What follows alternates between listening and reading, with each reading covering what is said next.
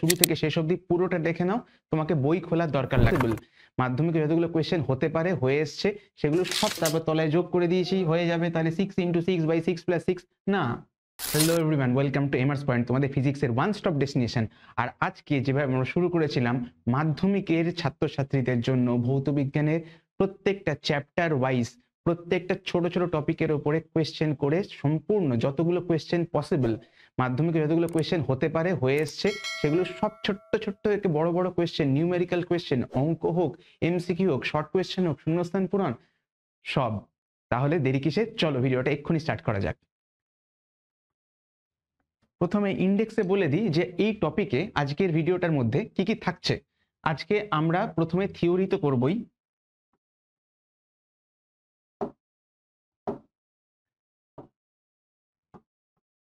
আমরা থিওরি তো করছি, তার সঙ্গে সঙ্গে থাকবে হচ্ছে এমসিকিউ, কতগুলো 44, বেশ কয়েকটা শর্ট কোয়েশ্চেন, শূন্যস্থান পূরণ, সত্য মিথ্যা, ট্রু ফলস, এবং তার সঙ্গে সঙ্গে নিউমেরিক্যালস।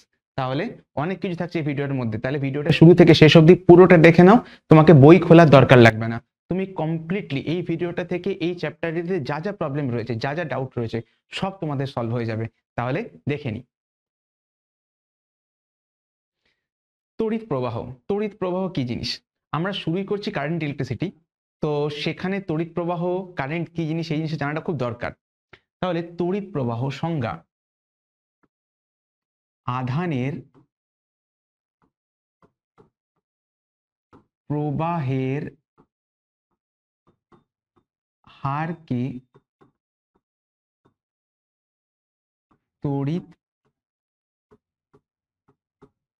প্রবাহ বলে। মানে যে রেটে আধান একটা জায়গা থেকে অন্য জায়গায় প্রবাহিত হচ্ছে সেই রেটটাকে, সেই হারটাকে বলে হচ্ছে তড়িৎ প্রবাহ। সমীকরণ, সমীকরণ কি? আমরা কি দিয়ে ডিনোট করি তড়িৎ প্রবাহকে? তড়িৎ প্রবাহকে তড়িৎ প্রবাহকে আমরা আই অ্যালফাবেট দিয়ে, ইংরেজির আই অ্যালফাবেট দিয়ে ডিনোট করি। তাহলে সমীকরণে কি আসছে? I ইকুয়াল টু আধান ভাগ সময় বা Q divided by T. Fine. আচ্ছা, তারপরে কি আছে? তারপরে রয়েছে রাশি। এটা কি রাশি? তোমরা সবাই ভাবতে পারো যে কারেন্ট সবসময় পজিটিভ থেকে নেগেটিভের দিকে ফ্লো করে, তাহলে এর নিশ্চয়ই একটা অভিমুখ রয়েছে। আর অভিমুখ থাকলে কোন রাশি হয়? অভিমুখ থাকলে তোমরা জানো ভেক্টর রাশি হয়। কিন্তু কারেন্ট ভেক্টর রাশি নয়। সবসময় জানবে যে বেসিক্যালি 3 রকম রাশি হয়। এটা ক্লাস 11 এর টপিক, সেখানে জানবে যে 3 রকম রাশি হচ্ছে, একটা স্কেলার রাশি, একটা ভেক্টর রাশি, একটাকে বলে টেনসার রাশি। তো বেসিক্যালি কারেন্ট হচ্ছে একটা টেনসার। বাট তোমাদের জন্য যেহেতু তোমরা নিচু ক্লাসে পড়ো, তোমাদের অতটা জানার দরকার নেই, তাই জন্য মনে রাখবে যে কারেন্টকে স্কেলার রাশি বলা হয়। তাহলে কি রাশি এটা? এটা স্কেলার। একক, একক কি হয়? কারেন্টের একক হচ্ছে অ্যাম্পিয়ার।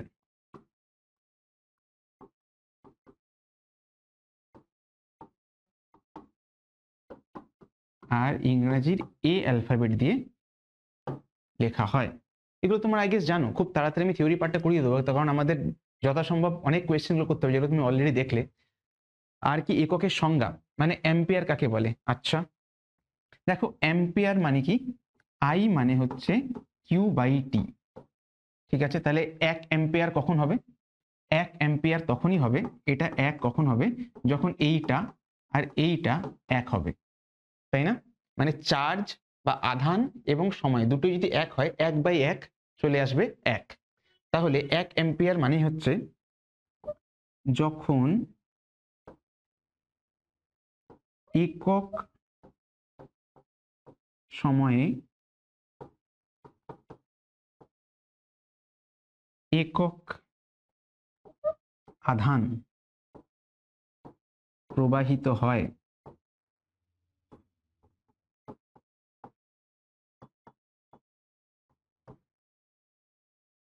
তখন প্রবাহ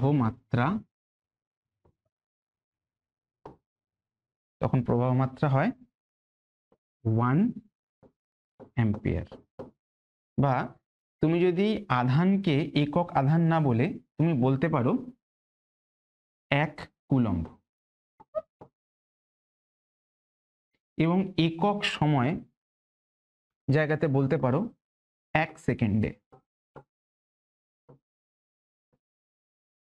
দুটোই চলবে, তুমি একক কথাটাও বলতে পারো অথবা তার ভ্যালুটাই বলে দিতে পারো যে একক সময় মানে হচ্ছে 1 সেকেন্ড আর একক আধান মানে হচ্ছে 1 কুলম্ব চার্জ। দুটো যে কোনোটা তুমি বলতে পারো, তখন তাকে বলা হবে, তখন প্রবাহমাত্রাকে বলা হবে 1 অ্যাম্পিয়ার। ওকে, আচ্ছা। আর অভিমুখ, অভিমুখ অলরেডি আমি বলে দিয়েছি যে ধনাত্মক আধান থেকে ঋণাত্মক আধানের দিকে ফ্লো করে প্রবাহ মাত্রা। তাহলে এখানে তবুও লিখে দিই, প্লাস থেকে ফ্লো করে মাইনাসের মধ্যে, আর এটাকে লিখতে পারি ধনাত্মক থেকে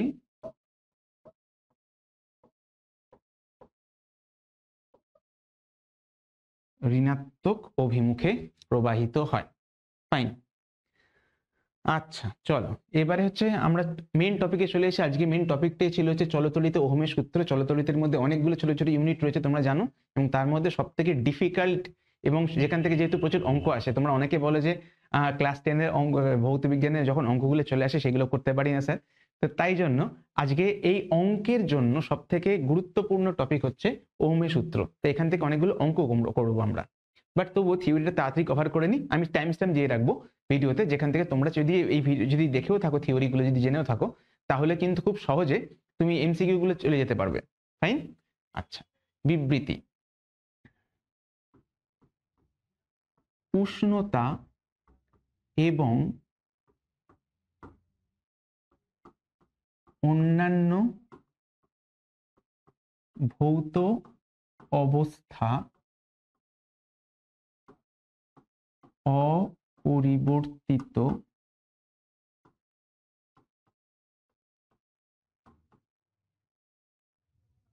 থাকলে পরিবাহীর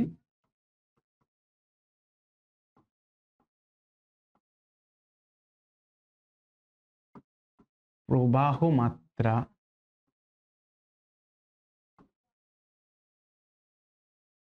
পরিবাহীর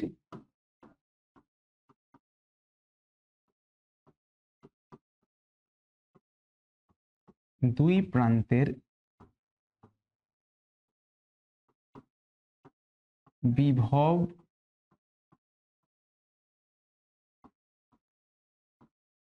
পার্থক্যের সাথে সমানুপাতি হয়। ঠিক আছে, বুঝতে পারলে? গাণিতিক সমীকরণ দেখে বুঝে যাব। এখানে একটা ছোট্ট করে একটা ছবি এঁকে নিই, যে ধরো এখান থেকে এখানে বিভব হচ্ছে V1, এখানে বিভব V2। আশা করি তোমরা বিভব কি এই জিনিসগুলো জানো। যদি তোমরা না জেনে থাকো তাহলে আমি এখানে কার্ডের মধ্যে আগের ভিডিওটা লিঙ্ক দিয়ে দেবো, সেখানে ওহমের সূত্রের আগে যে ইউনিটটা ছিল সেইখান থেকে সমস্ত তোমরা ভিডিওতে ওগুলো দেখতে পেয়ে যাবে, এবং সেখানকার নিউমেরিক্যাল গুলো তোমরা দেখে নিতে পারবে। ফাইন, ওকে, চলো এটা দেখে নিই এবার। তাহলে এটা হচ্ছে V1, এটা হচ্ছে V2। তাহলে বিভব প্রভেদ কত?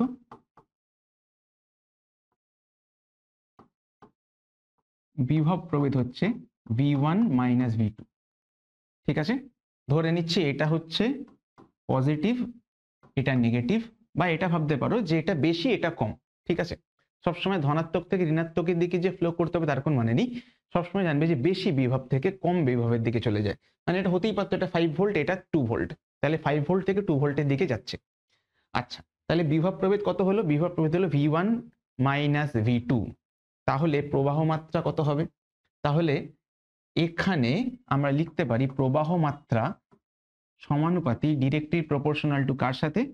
ডেল্টা ভি এর সাথে। ডেল্টা ভি মানে হচ্ছে বিভব প্রভেদ V1 মাইনাস V2। তাহলে আই হচ্ছে ডিরেক্টলি প্রপোর্শনাল টু, সমানুপাতি কার সাথে? বিভব প্রভেদের সাথে। I is directly proportional to V. বা তুমি এটাকে লিখলে বলতে পারো প্রবাহ মাত্রা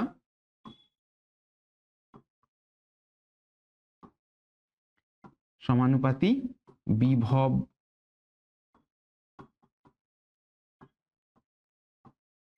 প্রভেদের সাথে।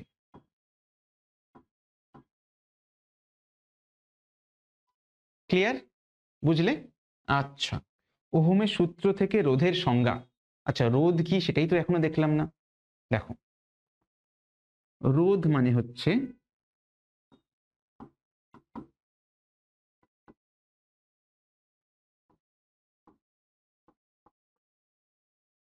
এখানে আমরা কি দেখলাম, এখানে দেখলাম যে V directly proportional to I.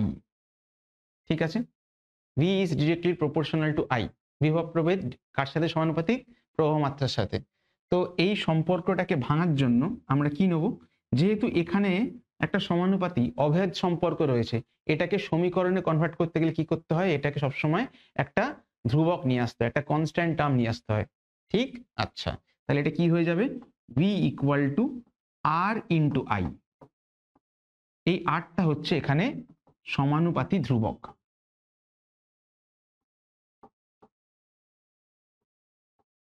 সমানুপাতি ধ্রুবক। তাহলে V equal to R I বা ভি ইকুয়াল টু আমি আই আর লিখতে পারি। এটা হয়ে গেল গাণিতিক সমীকরণ কিসের? ওহমের সূত্রর। তাহলে রোধ কাকে বলে? রোধ হচ্ছে, এখান থেকেই আমি দেখতে পাচ্ছি আরটা হচ্ছে রোধ, এবং রোধ তাহলে কি হচ্ছে, এখান থেকে ইকুয়েশন থেকে কি দেখতে পাচ্ছি, R equal to V divide by I. তাহলে এখানে রোধ বা আর কি লিখতে পারি, ভি বাই আই। তাহলে এটা পেয়ে গেলাম রোধ। ঠিক আছে? আচ্ছা, তাহলে রোধের, ওহমের সূত্র থেকে রোধের সংজ্ঞা, রোধের সংজ্ঞা কি করে পাবো? কোন পরিবাহীর মধ্য দিয়ে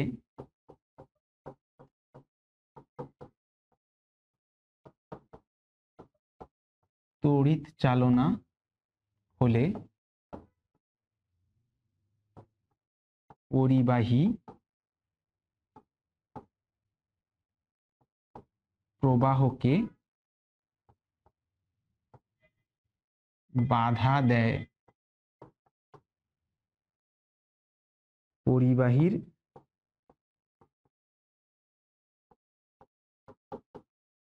এই ধর্মকে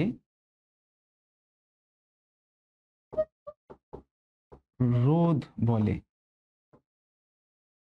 পরিবাহীর এই ধর্মকে রোধ বলে। দেখে নিচ্ছ সবাই? আচ্ছা, এবার রোধের একক কি? রোধের একক হচ্ছে ওহম। রোধের একক হচ্ছে ওহম।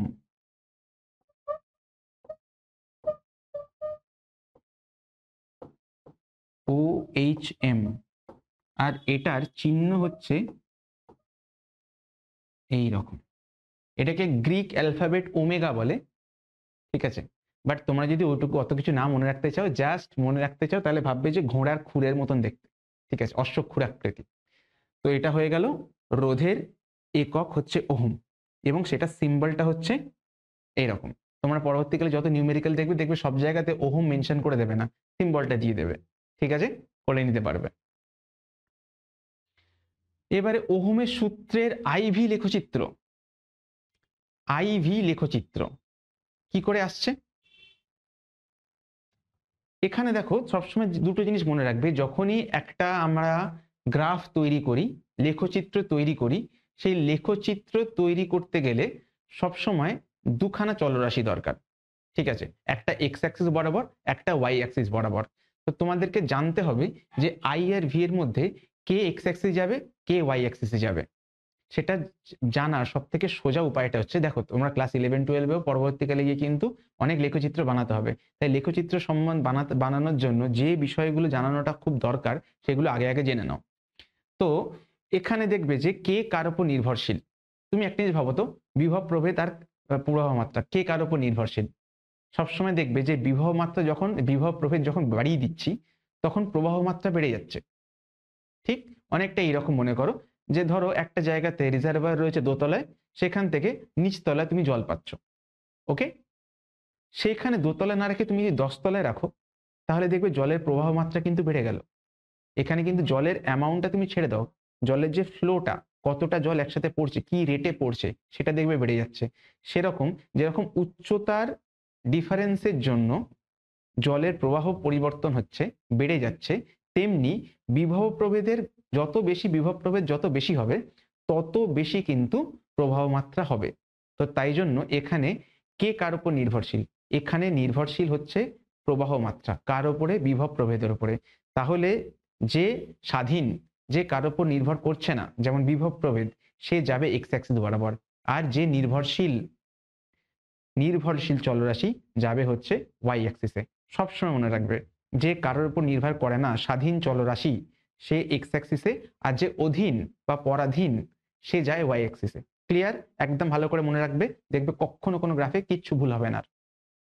তাহলে চট করে আমরা গ্রাফটা এঁকেই ফেলি।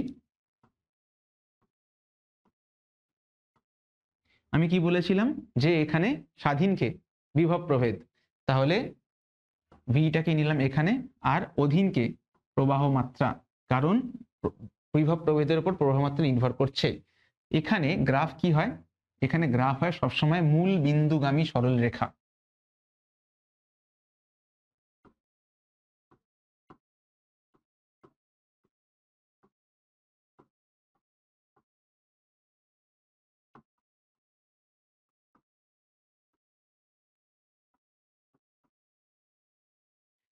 যখনই দুটি চলরাশির মধ্যে সম্পর্কটা হয় সমানুপাতিক, তখন সব সময় সরল রেখা পাওয়া যায়। ঠিক আছে, মূল বিন্দুগামী হোক বা না হোক, এখানে যেমন এটা মূল বিন্দুগামী হয়, কিন্তু যখনই সম্পর্কটা যদি সমানুপাতিক হয়,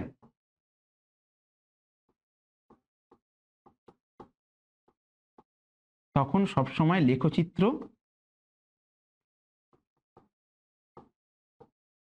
সরল রেখা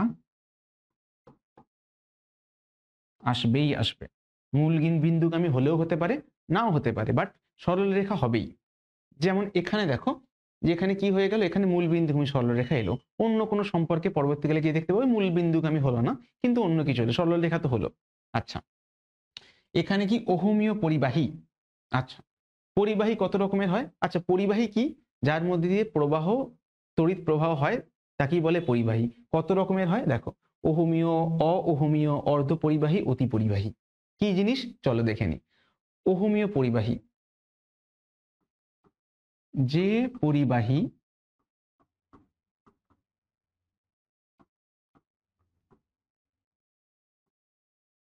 ওহমের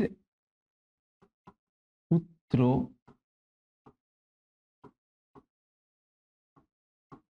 মেনে চলে, তাদের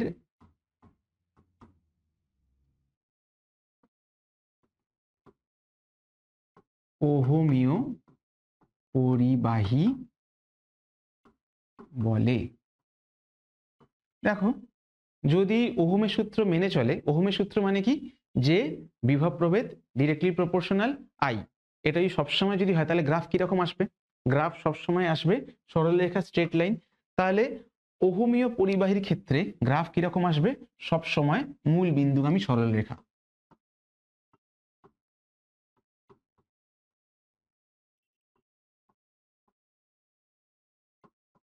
মূল বিন্দুগামী সরল রেখা সব সময়। ফাইন। আচ্ছা, অওহমীয় পরিবাহী মানে অবাধ্য বাচ্চা, যে বাচ্চা ওহমের সূত্র মেনে চলে না, সে হচ্ছে অওহমীয় পরিবাহী। তাহলে যে পরিবাহী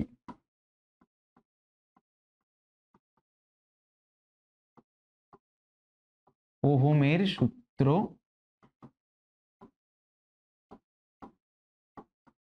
মেনে চলে না, তাদের কি বলে? তাদের বলে, সেটা লিখছি না, তোমরা বুঝেই নাও যে সেটাকে কি বলে, অওহমীয় পরিবাহী। তাহলে বুঝতেই পারছো যে এ তো ওহমের সূত্রকে ফলো করে না, তার মানে সবসময় বিভব প্রভেদ আর প্রবাহ মাত্রা সবসময় একে অপরের সাথে সমানুপাতিক হবে না। আর তাহলে গ্রাফটাও, লেখচিত্রটাও একটা সরলরেখা হবে না। তাহলে কি হবে? উল্টো পাল্টা কিছু একটা হবে। সব রকমের হতে পারে, দেখা গেল এরকম হলো, বা এরকম হলো, অনেক কিছু হতে পারে। মোটমাট লেখচিত্র কখনো সরল রেখা হবে না, ভিআই লেখচিত্র কখনো সরল রেখা হবে না। বেশ, অর্ধপরিবাহী। অর্ধপরিবাহী এটা কি জিনিস? এটা একটা গোটা, তোমরা যখন ক্লাস 12-এ উঠবে দেখবে এটা একটার জন্য একটা গোটা চ্যাপ্টারই রয়েছে, সেটাকে নাম হচ্ছে সেমিকন্ডাক্টর। সেটা কি? যেটা যে ট্রানজিস্টার, ডায়োড, ট্রায়োড, এইরকম ছোট ছোট ডিভাইসেস থাকে। আমরা আজ অব্দি তোমরা মোবাইল ফোনে বা কম্পিউটারের প্রসেসরের মধ্যে যা জিনিসপত্র দেখো সেগুলো সবই হচ্ছে সিলিকনের, সেগুলো সবই হচ্ছে এক এক রকমের অর্ধপরিবাহী। তো এখানে তোমাদের এটা নিয়ে খুব একটা বেশি কিছু ডিটেলস আলোচনা করার নেই, বা সবসময় জেনে রাখবে যে অর্ধপরিবাহী কিন্তু হচ্ছে কমপ্লিট পরিবাহী নয়। এটা কি? এটা হচ্ছে অর্ধপরিবাহী হচ্ছে যে পরিবাহী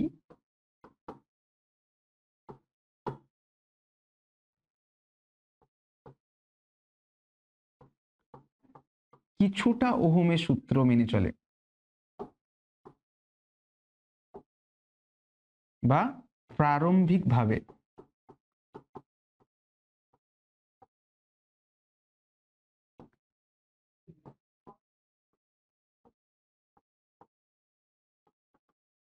ওহমের সূত্র মেনে চলে। অনেকটা তোমাদেরই মতন, নতুন যখন ক্লাস 9 থেকে যখন 10-এ উঠেছিলে তখন ভেবেছিলে রেজাল্টটা খুব খারাপ হয়ে গেছে, সামনে মাধ্যমিক, প্রচুর পড়বো প্রচুর পড়বো। সেই প্রথম প্রথম তোমাদের মোটিভেশনটা থাকে, তারপর মোটিভেশন জলাঞ্জলি। তো কি হয়, অর্ধপরিবাহী হচ্ছে একদম সেই রকম। শুরুর দিকে ও মোটামুটি সূত্রটা মেনে চলে, তারপরে কি হয়, তারপরে একদম শেষ। তো অর্ধপরিবাহী গ্রাফটা তাহলে কিরকম হয়? অবভিয়াসলি এই গ্রাফটা শুরুর দিকে কি হবে, স্ট্রেট লাইন মতন করে হবে, তারপরে কি হয়ে যাবে, তারপরে গ্রাফটা এইভাবে সরলরৈখিক হয়ে যাবে। এইটুকু মনে করো, এখান থেকে এইটুকুনি, এইখান থেকে সরল রেখা, তারপরে দেখো মেকে গেছে। ঠিক আছে, তাহলে কিছুটা প্রারম্ভিক এইটুকু সময়ের জন্য ও সরলরেখা ছিল, ওই সময়ের জন্য কিন্তু ওহমের সূত্র মেনে চলেছিল, তারপর থেকে বেঁকে গেছে। তাহলে এই পার্টটা হচ্ছে সরল রৈখিক,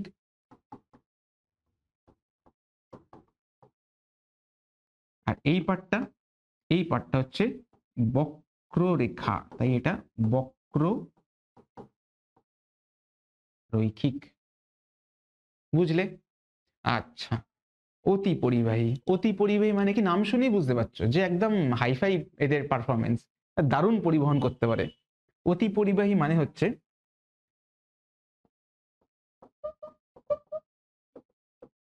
যে পরিবাহীর রোধ নগণ্য, মানে রোধ মানে কি? যে প্রবাহ মাত্রায় যে ভৌত ধর্ম বাধা দেয়, তো সেই ভৌত ধর্ম রোধ, হ্যাঁ, নগণ্য মানে বাধাই দেয় না, তুমি যাই করো না কেন, হ্যাঁ, একদম খুব সুন্দর প্রবাহ পাওয়া যায়, তাকে বলে অতি পরিবাহী। অতি পরিবাহীর ক্ষেত্রে গ্রাফটা কি? অতি পরিবাহীর ক্ষেত্রে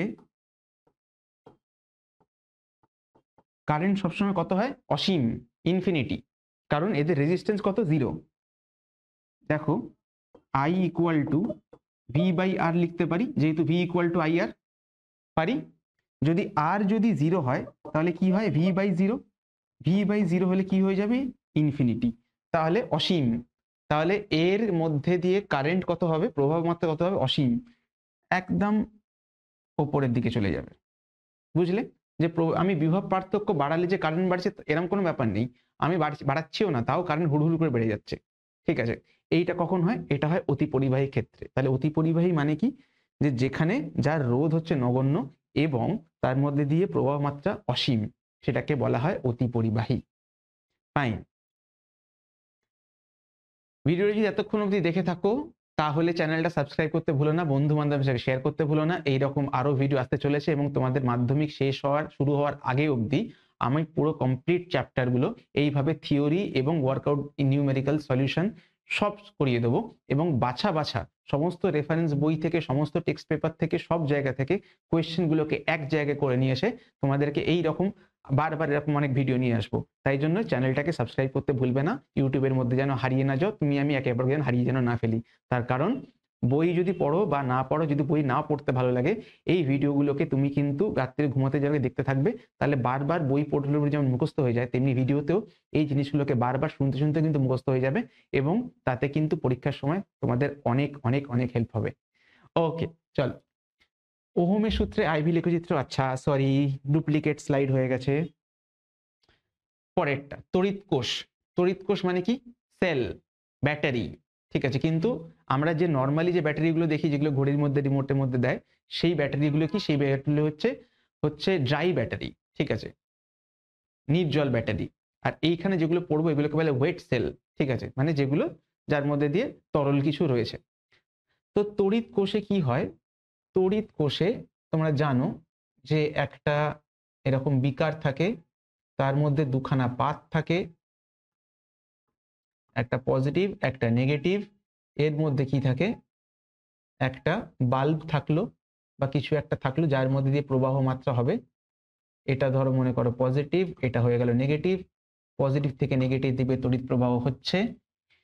মনে করো এই যে বাইরে যে রোধটা নিয়েছি, তার রোধ হচ্ছে আর, ঠিক আছে, দেখতে পাচ্ছ কিনা জানি না, বড় করে লিখে রাখি আর। এবং এই পজিটিভ আর নেগেটিভ এর মধ্যে বিভব প্রভেদ হচ্ছে ধরো ভি, ঠিক। আচ্ছা, তাহলে তড়িৎ কোষ হলো কি? একটি এমন কোষ যে বৈদ্যুতিক শক্তি তৈরি করে রাসায়নিক শক্তি থেকে। এটা কি করে? রাসায়নিক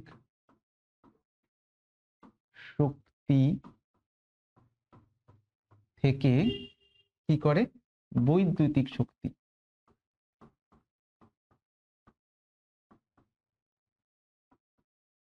বৈদ্যুতিক শক্তিতে রূপান্তরিত করে। আচ্ছা, এর মধ্যে কি থাকে? আমি আগের আগের ভিডিওটাতে বলেছিলাম, তোমরা ভালো করে যদি ভিডিওটা দেখে থাকো মনে থাকবে যে এখানটা পজিটিভ, এটা নেগেটিভ। এখান থেকে এই দিকে তড়িৎকে ঠেলে ঠেলে পৌঁছানো, কারণ মাঝখানে রোদ আছে, রোদের উপর দিয়ে তড়িৎ প্রবাহ হতে চায় না, যেতে চায় না, কারণ বাধা দেয়। তো কি করবে? ওর মধ্যে ঠেলে ঠেলে ঠেলে ঠেলে পুশ করে করে নিয়ে যেতে হবে। তাহলে তার জন্য কি দরকার? তড়িৎ চালক বল। তাহলে এখানে কি থাকে? এখানে থাকে হচ্ছে তড়িৎ চালক বল।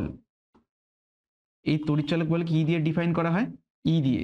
আর এইখানটা যে বিভব প্রভেদের কথা বলছিলাম, এই বিভব প্রভেদটা অ্যাকচুয়ালি আমরা এখন এটাকে ই দিয়ে বলবো, ঠিক আছে। তাহলে ই হচ্ছে তড়িৎ চালক বল, যতটা ভোল্টেজ তৈরি করেছে আমাদের এই তড়িৎ কোষ, ঠিক আছে। তাহলে তড়িৎ কোষ, তড়িৎ কোষ যতটা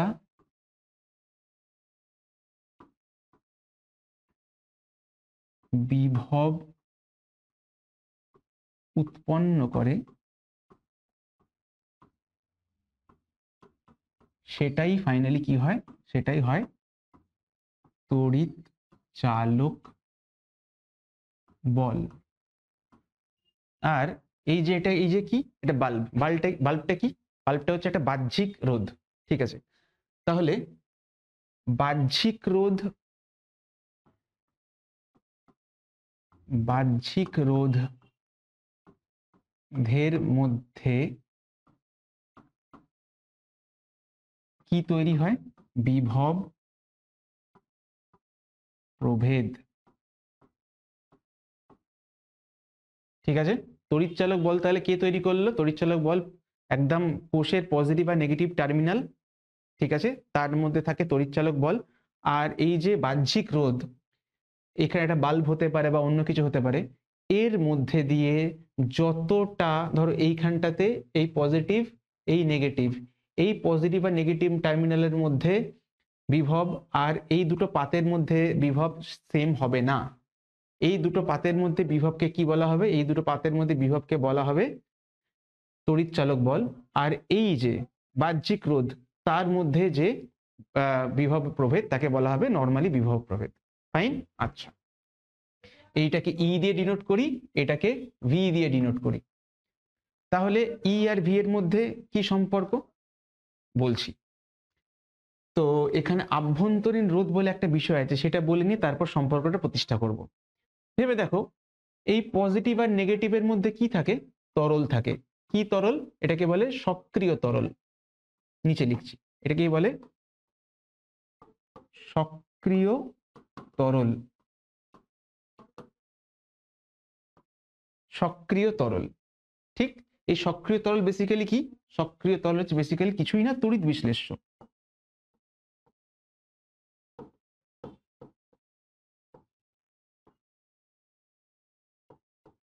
তড়িৎ বিশ্লেষ্য। এই তড়িৎ বিশ্লেষ্য গুলো মোটামুটি কি হয়? যে লঘু সালফিউরিক অ্যাসিডের দ্রবণ, লঘু নাইট্রিক অ্যাসিডের দ্রবণ, বা লঘু হাইড্রোক্লোরিক অ্যাসিডের দ্রবণ, সেই জিনিসগুলোকে কি হয় তড়িৎ বিশ্লেষণে H+ OH আয়ন মাইনাসে ভেঙে যায়। এগুলো তোমরা জানো, মনে আছে, ঠিক আছে। তো এখানে কি হচ্ছে? এখানে পজিটিভ আর নেগেটিভ এর মধ্যে তড়িৎ চলাচল হচ্ছে, খুব ভালো কথা। কিন্তু এই যে প্রবাহ, এই যে এর ভিতরে যে লিকুইডটা রয়েছে, যেটা সক্রিয় তরল রয়েছে, এ কি করবে? আধানগুলোকে এক জায়গা থেকে অন্য জায়গায় নিয়ে যেতে বাধা দেবে। তুমি জানো জলের মধ্যে একটা জিনিস থেকে একটা জায়গা থেকে অন্য জায়গায় যেতে গেলে জল তো বাধা দেয়, ঠিক আছে। তেমনি এখানেও বাধা দেবে। তো এই বাধাটাকে কোথাও না কোথাও তো একটা হিসেবের মধ্যে রাখতে হবে। তুমি বললে যে হ্যাঁ, তুমি একটা জিনিস তৈরি করেছো 5 টাকা দিয়ে, তুমি জিনিসটা বিক্রি করছো 10 টাকা দিয়ে, তোমার লাভ হয়ে গেলে 5 টাকার প্রফিট। না, তুমি তো একটা বিশাল বড় জিনিস ভুলে গেলে, যে যেখান থেকে জিনিসটা তৈরি হয়েছে আর যেখানে জিনিসটা বিক্রি করা হচ্ছে সেইখানে তোমাকে লরি করে বা কিছু একটা ট্রাকে করে নিয়ে যেতে হচ্ছে। সেই কস্টটা কোত্থেকে আসবে? সেই কস্টটা তো তোমাকে লাভ থেকেই দিতে হবে, তাই না? ঠিক সেরকমই, যে এখান থেকে এইখানে পজিটিভ থেকে নেগেটিভের মধ্যে যে তড়িৎ বিশ্লেষ্যগুলোকে অতিক্রম করে পজিটিভ বা নেগেটিভ চার্জগুলো বা আয়ন্সগুলো এক জায়গা থেকে অন্য জায়গায় ট্রান্সফার হচ্ছে, তো সেটার জন্য তড়িৎ বিশ্লেষ্য কি করে? একটা বাধা প্রদান করে, একটা রোধ প্রদান করে। সেইটাকে বলে হচ্ছে আভ্যন্তরীণ রোধ। বাহ্যিক রোধ মানে কি? বাহ্যিক রোধ মানে হচ্ছে যেটা বাইরে থেকে দেওয়া, ঠিক আছে, যেটা কিন্তু কোষের মধ্যেকার পার্ট নয়। এই যে বাল্বটা, যেটা তড়িৎ কোষের মধ্যে দিয়ে যার মধ্যে কারেন্টে যাচ্ছে, এটা কিন্তু তড়িৎ কোষের পার্ট নয়, এটা বাইরে থেকে অ্যাড করা হয়েছে। কিন্তু এই যে রোধটার কথা বললাম, তড়িৎ বিশ্লেষ্যর মধ্যে দিয়ে যে বাধার জন্য যে রোধটা তৈরি হয়েছে, এই রোধটা কি রোধ? এই রোধটা হচ্ছে কমপ্লিটলি কোষের নিজস্ব রোধ। তাই জন্য এটাকে বলে আভ্যন্তরীণ রোধ। ক্লিয়ার?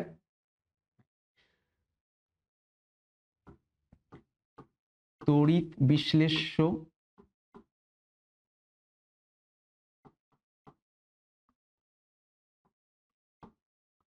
আয়নগুলির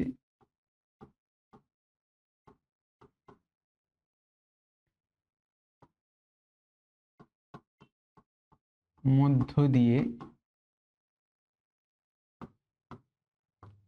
চলাচল করার দরুন যে বাধার সম্মুখীন হয়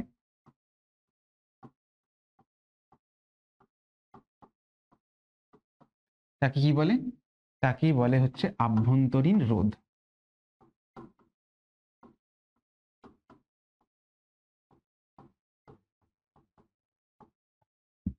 বাহ্যিক রোধকে কি দিয়ে ডিনোট করা হয়?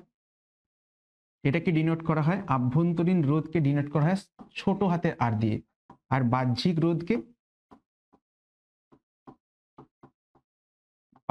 রোধকে ক্যাপিটাল আর দিয়ে ডিনোট করা হয়। ফাইন।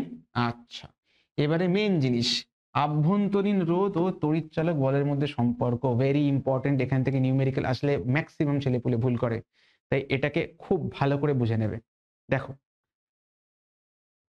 এই দুটি পাতের মধ্যে টোটাল বিভব প্রভেদ কত? এই দুটি পাতের মধ্যে বিভব প্রভেদ হচ্ছে তড়িৎচালক বল। আচ্ছা, আর এর মধ্যে দিয়ে প্রবাহ মাত্রা কত? মনে করো I। এখন বলো যে এই পুরো পরিবাহীর মধ্যে টোটাল রোধ কত রয়েছে? সম্পূর্ণ রোধ হচ্ছে দু রকম, একটা বাহ্যিক রোধ আর একটা হচ্ছে আভ্যন্তরীণ রোধ। তাহলে একটা ক্যাপিটাল আর আর একটা স্মল আর, ঠিক আছে। এই দুটো রোধকে মিলিয়ে কিন্তু টোটাল রোধ আসছে। এবারে বলো, এইবার ওহমের সূত্রটা আমি ফলো করে দেখি। ওহমের সূত্রতে I equal to V by R. এবার এখানে কোন আর হবে? ক্যাপিটাল আর না স্মল আর? নাকি দুজনের যোগফল? এক্স্যাক্টলি দুজনের যোগফল হবে। তাহলে এটা হয়ে যাবে R plus R, I equal to V divide by R plus R. Fine. আচ্ছা, এটা এখনো শেষ নয়, সবে শুরু হলো।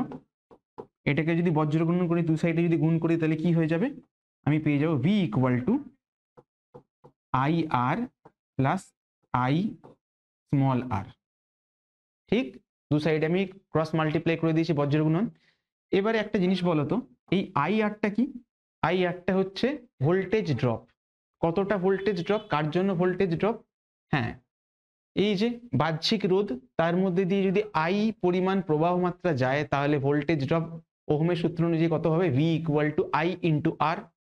এর মধ্যে দিয়ে কারেন্ট কত যাচ্ছে? আই। এর রোধ কত?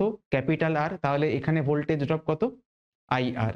তাহলে এই ভোল্টেজ ড্রপ, সেটাকে আমি কত বলেছিলাম? বিভব প্রভেদ ভি। তাহলে আই আর এর জায়গায় আমি লিখতে পারি,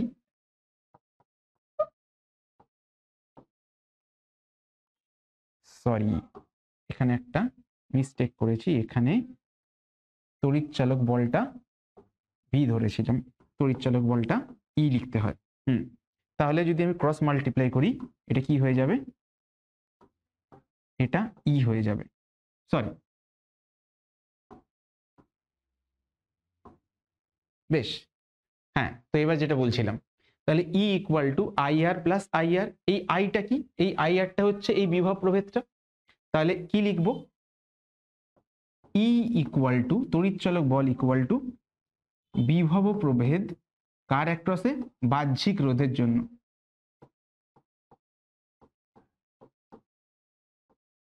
আর তার সঙ্গে আসছে আই স্মল আর, যেখানে আইটা হচ্ছে প্রবাহ মাত্রা আর স্মল আরটা হচ্ছে আভ্যন্তরীণ রোধ। তাহলে এই যে পরিমাণ ভোল্টেজ ড্রপটা পাচ্ছি, এটা কার জন্য পাচ্ছি? এটা কোষের নিজের জন্য পাচ্ছি। কোষের মধ্যে রোধ কত আছে? কোষের মধ্যে রোধ আছে, দেখতে পাচ্ছ কিনা, সরে যাই। কোষের মধ্যে রোধ কত রয়েছে? কোষের মধ্যে রোধ রয়েছে স্মল আর, ওর মধ্যে প্রবাহ মাত্রা কত? আই। তাহলে ওখানে ভোল্টেজ ওহমের সূত্র অনুযায়ী কি হবে? V equal to I R. তাহলে কোষের মধ্যে নিজস্বতার জন্য যে ভোল্টেজ ড্রপটা হচ্ছে, সেটা হচ্ছে আই আর। এটা কি বাহ্যিকের জন্য হচ্ছে? না। তাহলে এই পরিমাণ ভোল্টেজ কিন্তু কোষ নিজে নষ্ট করছে, এটা কিন্তু বাইরে থেকে এসে নষ্ট করছে না, বাহ্যিক রোধ নষ্ট করছে না, কোষ নিজের থেকেই নষ্ট হয়ে যাচ্ছে। তাই জন্য এই ভোল্টেজটাকে বলে নষ্ট ভোল্ট।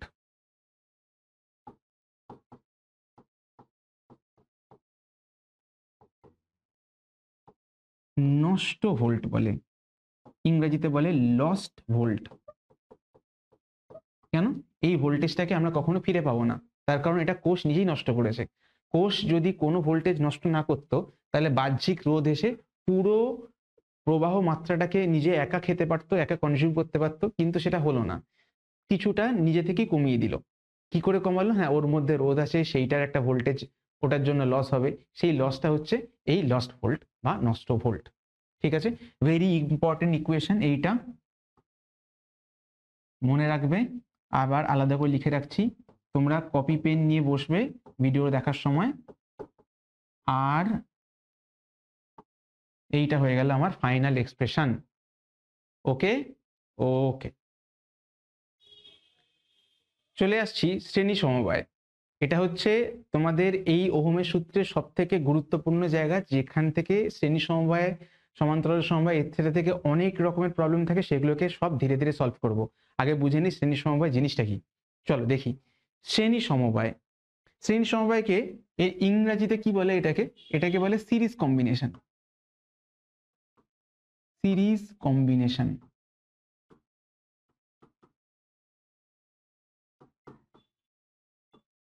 সিরিজ, সিরিজ বলতে কি মনে পড়ে? তোমরা তো সবাই ওয়েব সিরিজ খুব ভালো দেখো। ওয়েব সিরিজে কি হয় বলো তো? ওয়েব সিরিজে দেখবে যে একটা সিজনের মধ্যে সবগুলো এপিসোড থাকে, সেই সবকটা এপিসোড একটার পর আরেকটা দেখতে হয়। সবকটা তো এরকম তো করতে পারো না, তুমি এপিসোড 1 দেখলে, তারপর এপিসোড 5 দেখলে, তারপর এপিসোড 10 দেখলে, তারপর এপিসোড 2 দেখলে, তারপর 7 দেখলে, এভাবে তো হয় না। একটার পর একটা, মানে ব্যাক টু ব্যাক তোমাকে দেখতে হয়। তাই জন্য শ্রেণী সমবায় বা সিরিজ কম্বিনেশন মানে হচ্ছে ব্যাক টু ব্যাক কানেকশন। কিরকম? চলো দেখছি। দেখো, ধরে নাও এখানে একটা রোধ রয়েছে, তার সঙ্গে ব্যাক টু ব্যাক আর একটা রোধ আমি জুড়ে দিলাম, এটার ভ্যালু R1, এটার ভ্যালু R2, আর বিভব প্রভেদ দিয়েছি V। ঠিক আছে, R1 আর R2। তাই যদি হয়, এবার এইটা তো দেয়া হচ্ছে আমাদের শ্রেণী সমবায়, এটাকে যদি আমি একটা এই বর্তনীটাকে যদি তুল্য বর্তনীতে কনভার্ট করতে চাই তাহলে কি করতে হবে? তাহলে এটাকে ধরো বললো প্রদত্ত বর্তনী,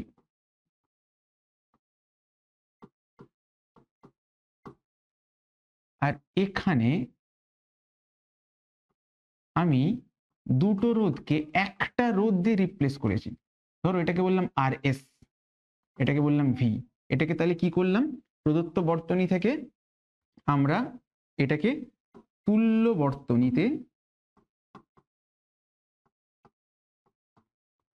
বর্তনীতে আমি কনভার্ট করে দিলাম। ঠিক আছে, আচ্ছা, তাহলে প্রদত্ত বর্তনীতে দুটো রোধ রয়েছে, সেটাকে আমি একটা রোধে দিয়ে আমি রিপ্লেস করতে পারছি। এবারে এটার ভ্যালু R1, এটার ভ্যালু R2, সেটা তো আমরা জানি, কিন্তু তাহলে RS, এরা এ এসছে এদের দুজনকে রিপ্লেস করতে, তাহলে এর ভ্যালুটা তো জানতে হবে, সেটা দেখি কি করে হয়। তার আগে শ্রেণী সমবায় সম্বন্ধে কয়েকটা জিনিস আমাদের জেনে নিতে হবে, না হলে কিন্তু এটা করতে পারবো না। প্রথম জিনিস দেখো, এখান থেকে যেহেতু এটা ধরো পজিটিভ, এটা নেগেটিভ, পজিটিভ থেকে যেহেতু প্রবাহ মাত্রা শুরু হয়েছে, কারেন্টটা যাওয়া শুরু হয়েছে, তাহলে দেখো এখান থেকে কারেন্টটা প্রথমে যাবে R1, তারপরে যাবে R2, ব্যাক টু ব্যাক।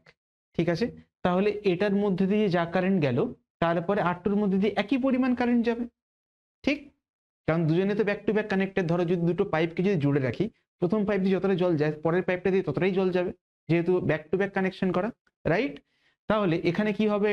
এখানে এটা ব্যাক টু ব্যাক কানেক্টেড। তাই যদি হয় তাহলে এটা হয়ে গেল R1, এটা হয়ে গেল R2, আর এর মধ্যে দিয়ে সমান পরিমাণ প্রবাহ মাত্রা হবে। এর মধ্যে দিয়ে প্রবাহ মাত্রা যদি R1 এর মধ্যে প্রবাহ মাত্রা I হলে R2-র মধ্যে প্রবাহ মাত্রা I হবে। তাহলে শ্রেণী সমবায় সম্বন্ধে প্রথমে কি জানলাম? যে সকল রোধের মধ্য দিয়ে প্রবাহ মাত্রা এক। ঠিক, R1 এর মধ্যে দিয়ে যা কারেন্ট যাচ্ছে R2-র মধ্যে তাই কারেন্ট যাচ্ছে, কিন্তু দুজনের মধ্যে ভোল্টেজ ড্রপ বা দুজনের মধ্যে দিয়ে বিভব কি সেম হবে? না, হবে না। কি হবে? মনে করো এইটার R1 এর মধ্যে দিয়ে বিভব প্রভেদ কত? ধরো এটাকে বললাম আমি, এখানে বিভবটা V1, এখানে বললাম V2, তাহলে V1 কত হবে? দেখো V1 কি হচ্ছে? V1 হচ্ছে I into R1, R V2 কি হচ্ছে? I ইন্টু R2, তাই না? ওহমের সূত্র লাগিয়েছি এখানে। V1 মানে হচ্ছে, ওখানে বিভবটা হচ্ছে V equal to I into R1, এখানে V2 equal to I into R2। তাহলে V1 আর V2 কিন্তু যেহেতু R1 আর R2 ইকুয়াল নয়, যদি R1 আর R2 যেহেতু ইকুয়াল নয়, তাহলে কি হবে? V1 আর V2 ইকুয়াল হবে না। তাহলে এদের দুই প্রান্তে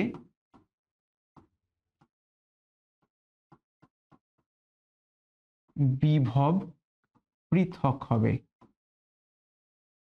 আলাদা হবে। কি হবে? তো এই তো দেখলে যে দুজনের বাইরে একজনের V1 আর V1 V2 আলাদা। ঠিক আছে, আচ্ছা, তো এবারে কি করব? তাহলে ধরে নিলাম যে এই যে ধরো দুটো রোধ রয়েছে, ঠিক আছে, দুজনের মধ্যে দিয়ে তো ধরো দুজনের মা হচ্ছে কারেন্ট আর দুজনের বাবা হচ্ছে ভোল্টেজ। দেখো মায়ের তো ভাগাভাগি হয় না, কিন্তু বাবার সম্পত্তির ভাগাভাগি হবে। এই টোটাল যা ভোল্টেজ ছিল সেই ভোল্টেজটাই দুজনের মধ্যে ভাগাভাগি হবে। ঠিক, তাই যদি হয় তাহলে কি লিখতে পারি? তাহলে লিখতে পারি যে V equal to V1 plus V2। বড় ছেলে পেয়েছে V1 বিভব, ছোট ছেলে পেয়েছে V2 বিভব, দুজনকে জুড়লে বাবার টোটাল সম্পত্তি, বাবা হচ্ছে ব্যাটারি, তার ভোল্টেজ কত? তার ভোল্টেজ V। আচ্ছা, এবার দুটো ছেলের জায়গায় যদি একটাই ছেলে থাকতো, যদি এখানে যদি এই বর্তনী ধরে নিই, এখানে ভোল্টেজ কত? V। তাহলে এখানে যেহেতু একটাই ছেলে, পুরো সম্পত্তির মালিক এ, তাহলে এর অ্যাক্রসে টোটাল ভোল্টেজ কত হবে? টোটাল ভোল্টেজ V হবে। ঠিক, আচ্ছা, তাহলে এই ভি আর এই ভি সমান, আর এই ভি আর এই ভি সমান, সবই সমান। তাহলে এই ভিটার জায়গায় এই ভিটা কত হবে? এখানে একটাই আছে, এখানেও প্রবাহ মাত্রা সেমই হবে। তার কারণ দুটো হচ্ছে কি বর্তনী, এটা হচ্ছে তুল্য বর্তনী। তুল্য বর্তনী দিয়ে আগের বর্তনীতে যা কারেন্ট ছিল পরের বর্তনীতে সেম কারেন্ট যাবে, তবেই না তুল্য, নয়তো তুল্য বলছি কেন? তাহলে এখানে ভি ইকুয়াল টু কি লিখতে পারি? V equal to I into R S. ঠিক, কারণ একাই রয়েছে আর এস, আর কেউ নেই, পুরো সম্পত্তি একাই পেয়ে গেছে। তাহলে এইবারে ভ্যালু পুট করে দিই। এই ভি মানে হচ্ছে আই ইন্টু আর এস, আর ভি ওয়ান মানে কি? ভি ওয়ান হচ্ছে আই ইন্টু আর ওয়ান, আর ভি টু মানে আই ইন্টু আর টু। তাহলে সব দিক থেকে আইটা যদি কমন হয়ে যায় কি পেয়ে যাব? আই আই কেটে গেল, আর এস ইকুয়াল টু কি হয়ে গেল? আর ওয়ান প্লাস আর টু। বেশ, তাহলে তুল্য রোধ যদি তারা শ্রেণীতে থাকে তাদের তুল্য রোধ কত হবে? সিম্পলি যোগফল। যদি এরকম থাকে দুটো আলাদা তাহলে আর ওয়ান প্লাস আর টু। যদি একই থাকতো তাহলে কি হতো? যদি এন সংখ্যক রোধ, যাদের রোধ হচ্ছে আর, শ্রেণীতে থাকলে তুল্য রোধ কত হবে? তুল্য রোধ কত হবে? তুল্য রোধ হবে আর প্লাস আর প্লাস আর, এই করতে করতে কত অবধি? এন অবধি। তাহলে এটা কি হয়ে যাবে? এন আর। ঠিক, এন আর হয়ে যাবে। আর প্রত্যেকটা রোধের মধ্যে কি হবে? প্রত্যেকটা রোধের মধ্যে প্রবাহ মাত্রা সেম থাকবে। আর কি হবে? প্রত্যেকের মধ্যে বিভব হবে আলাদা। আর বিভব কার উপর নির্ভর করবে? দেখো, ভি ওয়ান আর ভি টু কার উপর ডিপেন্ড করছে? তাদের রোধের উপর ডিপেন্ড করছে। দুই প্রান্তে বিভব পৃথক হবে, আর এবং বিভব রোধের উপর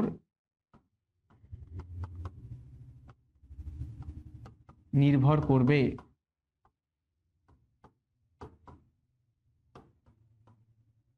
ঠিক কি না? আচ্ছা, এই জিনিস আর কি বলা যায় এখানে? আরো তো অনেক কিছু বলা যায়। দেখো, যে আর এস কিন্তু আর ওয়ান আর আর টু দুজনের থেকে বড়, কারণ দুজনকে যোগ করে পেয়েছি। তাহলে শ্রেণীতে অ্যাড করলে, শ্রেণীতে জুড়লে কি হবে? তুল্য রোধ প্রতিটি রোধের চেয়ে বড় হবে। হচ্ছে তো? হচ্ছে তো? ঠিক আছে, কারণ দুজনকে যোগ করে তুল্য রোধটা পেয়েছি। বিভব পার্থক্য নিয়ে কথা বলছিলাম, তাহলে আরেকটা কথা বলেই দিই। দেখো, V one divide by V two করলে কি পাই? I R one divide by I R two. I I কেটে গেলে হয়ে যায় R one divided by R two. তাহলে দেখো, তাহলে V one by V two কত হয়? তাহলে V one by V two, এটা শর্ট কোয়েশ্চেনের জন্য বলে দেওয়া, এইরকম কোয়েশ্চেন তোমরা পাবে। V one by V two equal to R one by R two. যার রোধ বেশি তার অ্যাক্রসে বিভব প্রভেদ বেশি। ঠিক না? যার জোর বেশি, যেরকম বড় ভাই ছোট ভাই, যার জোর বেশি সে বেশি সম্পত্তি ভোগ করবে, সেরকমই। কি হবে এখানে? কি বলবো এখানে?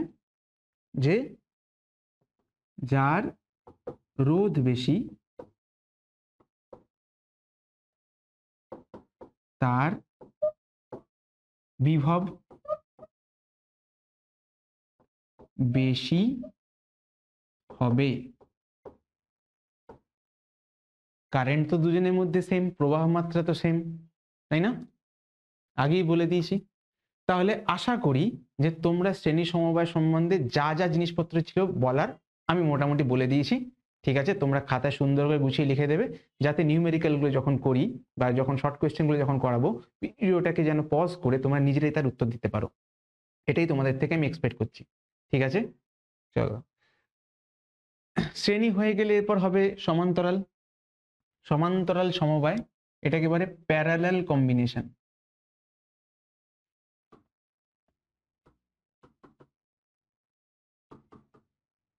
Parallel combination. দেখো বাংলা নামগুলোর তুলনায় ইংরেজি নামগুলো না বেশি অ্যাপ্রোপ্রিয়েট হয়, আরো বেশি মিনিংফুল হয়। দেখো হয়তো দেখা গেল তুমি হয়তো গান শুনছো, চলো গল্প করি, পেন রেখে দিই। হয়তো দেখা গেল যে তুমি হয়তো গান শুনছো, আর হয়তো হঠাৎ করে এসে তুমি অঙ্কও করছিলে, তোমার মা এসে বললো তুই কি করছিস, কোনটা করছিস, তুই গান শুনছিস না তুই অঙ্ক করছিস, কোনটা করছিস ঠিক করে বল। তুমি বললে হ্যাঁ দুটো প্যারালালি করছি। তাহলে প্যারালালি কথাটার মানে কি? তাহলে প্যারালালি কথাটার মানে হচ্ছে দুটো একসাথে করা। ঠিক, প্যারালাল মানে হচ্ছে দুটো একসাথে করা। অনেকেই ভাবে যে সমান্তরাল সরলরেখা কি হয়, একটার সঙ্গে আরেকটাকে একদম সমান্তরালে যদি জুড়ে দিই, যেরকম ওটাকে দেখতে লাগে, সমান্তরাল সরলরেখা কিরকম দেখতে হয়, এরকম। আর এখানে সমান্তরাল সমবায়িত রোধগুলোকে জুড়লে কিরকম দেখতে হয়, এরকম। তো স্টুডেন্টরা অনেক সময় ভাবে যে যদি দুখানা রোধ তাদেরকে দেখতে যদি সমান্তরাল সরলরেখার মতন হয় তখনই তারা সমান্তরাল হয়। এটা একদম ভুল। আজকে এখানে অনেক রকমের নিউমেরিক্যাল করব, তখন সেখানে দেখব যে বিভিন্ন শেপের, ওগুলোকে দেখে বোঝা যায় না যেটা সমান্তরাল না শ্রেণী। সেখানে কিন্তু কনসেপ্ট দিয়ে বুঝতে হয়, নাকি দেখে যে সমান্তরাল হলেই সমান্তরাল হবে এরকম কোনো ব্যাপার নেই। তাহলে তোমাকে বুঝতে হবে যে প্যারালাল কাকে বলে। প্যারালাল মানে হচ্ছে দুটো একসাথে। যেরকম সিরিজে কি ছিল, সিরিজ মানে একটার পর একটা, দুটো একসাথে না। প্যারালাল মানে কমপ্লিটলি উল্টো, দুটো একসাথে। ঠিক, আচ্ছা। তাহলে ছবি যখন এঁকে ফেলেছি, চলো এটাকে সলভ করিয়ে দিই। এই ছবিটাতেই ধরো এখানে রোধ হচ্ছে R1, এখানে রোধ হচ্ছে R2, আর এখানে ভোল্টেজ দিয়েছি আমি V। ঠিক আছে, একটু বড় করে আঁকবো, ঠিক আছে, তাহলে বড় করে আঁকছি। পুরো টপিকটাই তো এখন দিয়ে, তাহলে ঠিক আছে বড় করে এঁকে দিচ্ছি। দেখো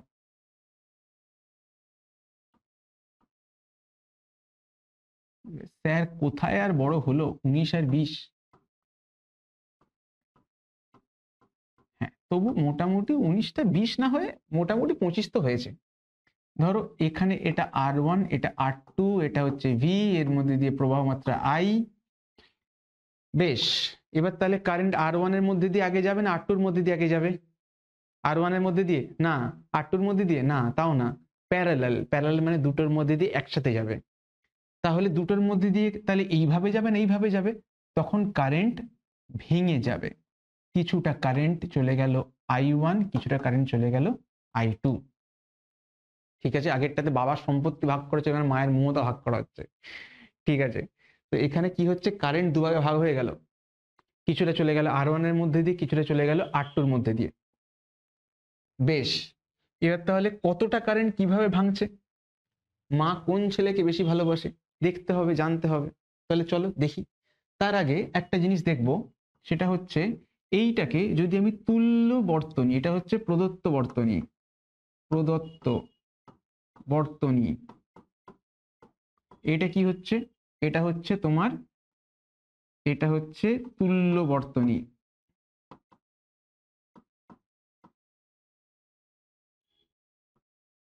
এখানে রোধ হচ্ছে আর পি নিলাম, প্যারালালের পি, আর এখানে ভোল্টেজ যাচ্ছিল, তাই এখানে কারেন্ট যদি আই হয়, তুল্য বর্তনী মানে সবকিছুই সেম হবে রোধগুলোকে বাদ দিয়ে, তাহলে ওখানেও ভোল্টেজ ভি, এখানেও ভোল্টেজ ভি, ওখানেও কারেন্ট আই, এখানেও কারেন্ট আই। কিন্তু আমাদের কাছে সমস্যাটা হচ্ছে যে কারেন্ট ভাঙছে এবং কতটা ভাঙছে সেইটাকে খুঁজে বার করা। ঠিক আছে, এবার আগে কি করেছিলাম, যেমন দুখানা পয়েন্ট লিখেছিলাম, শ্রেণীতে কি ছিল, শ্রেণীতে দুটো পয়েন্ট ছিল, যে ওখানে দুজনের মধ্যে দিয়ে প্রবাহ মাত্রা সেম হয় আর বিভব আলাদা হয়। কিন্তু এখানে দেখো, এখানে কারেন্টটা ভাগ হয়ে যাচ্ছে, কিন্তু এর অ্যাক্রসে যতটা বিভব, এর অ্যাক্রসে ততটাই বিভব, তাহলে বিভব কিন্তু দুজনের জন্য সেম। ঠিক আছে, কারণ এখানে বাবার সম্পত্তি নেই, এখানে মায়ের মমতার ভাগ হচ্ছে।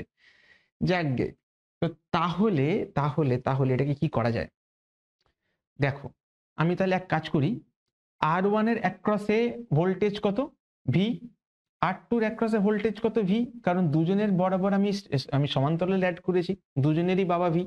তাহলে আর এর অ্যাক্রসে ভোল্টেজ কত ভি, আর টুর অ্যাক্রসে ভোল্টেজ কত ভি। তাহলে এবার I1 I2 গুলো বার করি। আমি জানি V equal to I R, তাহলে আই এর আই মানে হচ্ছে ভি বাই আর হবে ওহমের সূত্র থেকে।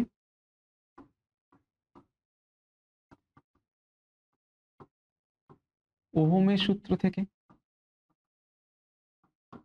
তাহলে I1 কত হবে বলো তো? I1 মানে হচ্ছে এই কারেন্টটা, এখানে ভোল্টেজ কত, বিভব কত ভি, আর এখানে রোধ কত R1। তাহলে লিখবো ভি ডিভাইড বাই R1। বেশ, I2 কত হবে? এর অ্যাক্রসে ভোল্টেজ কত ভি, ওর অ্যাক্রসে রোধ কত R2। তাহলে I1 আর I2 পেয়ে গেলাম। আচ্ছা, তাহলে টোটাল কারেন্টটা এই যে I, এটাই তো ভাগ হয়ে I1 আর I2 হয়েছে। তাহলে আমি বলতেই পারি যে I equal to I1 plus I2। Similarly তুল্য বর্তনী দেখতে পাই, এখানে তো ভোল্টেজ আর কারেন্ট সেমই থাকবে, ঠিক? তাহলে ওখানে কারেন্ট কত হবে? I হবে। ওকে, তাহলে চলো করে ফেলি।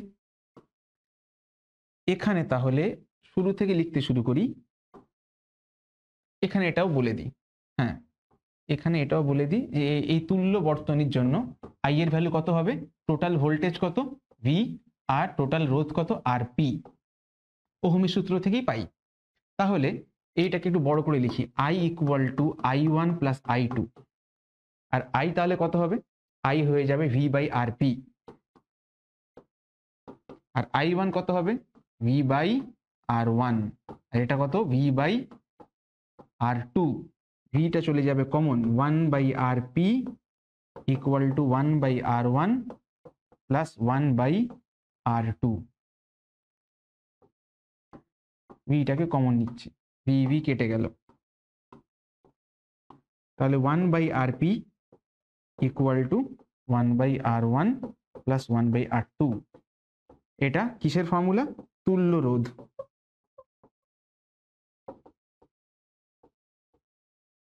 কখন করব?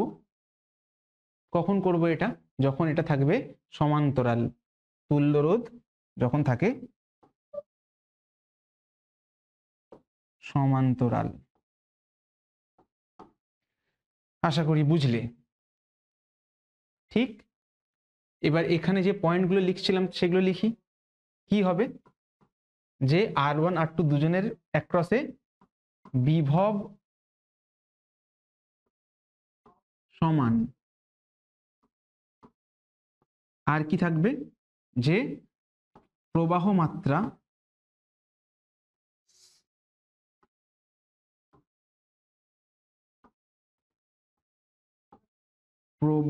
মাত্রা বিভক্ত হয়ে গেছে, তাই না? আলাদা হয়ে গেছে, এর প্রবাহ মাত্রা I1, এর প্রবাহ মাত্রা I2। আচ্ছা, আর কি বলা যায়? আর তো অনেক কিছু বলতে পারে, ছোট ছোট জিনিসপত্রগুলো। I1টা কত? I1টা হচ্ছে ভি বাই R1। ঠিক আছে, তাহলে যেখানে রোধটা যদি, আচ্ছা আর একটু তাহলে গুছিয়ে আর একটা পয়েন্ট লাইন বলি। তাহলে কি দেখতে পাচ্ছি? I ইজ ব্যস্তানুপাতিক কার সাথে? কারণ এইখানে বিভবটা তো সবসময় কি থাকে? ধ্রুবক থাকে। তাহলে I আর এর সাথে ব্যস্তানুপাতিক। তাহলে কি হবে? যে যার মধ্যে রোধটা কম সেখানে প্রবাহমাত্রা বেশি হবে। এটা খুব স্বাভাবিক, তাই বলো? ধরো একটা জায়গা থেকে দুটো রাস্তা ভাগ হয়ে গেল, একটাতে রাস্তা খারাপ, মানে সেই রাস্তা বেশি বাধা প্রদান করছে, সেই রাস্তায় রোধ বেশি, তাহলে সেই রাস্তা দিয়ে তো নিশ্চয়ই যাতায়াতের ফ্লো কম হবে, তাই না?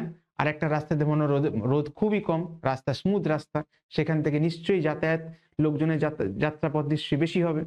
ঠিক, তাহলে এখান থেকে থার্ড পয়েন্টটা যেটা বলবো,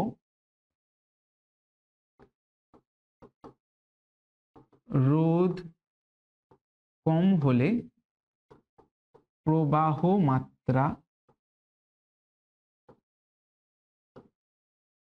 মাত্রা বেশি হবে। উল্টোটাও সত্য, সেটা লিখছি না।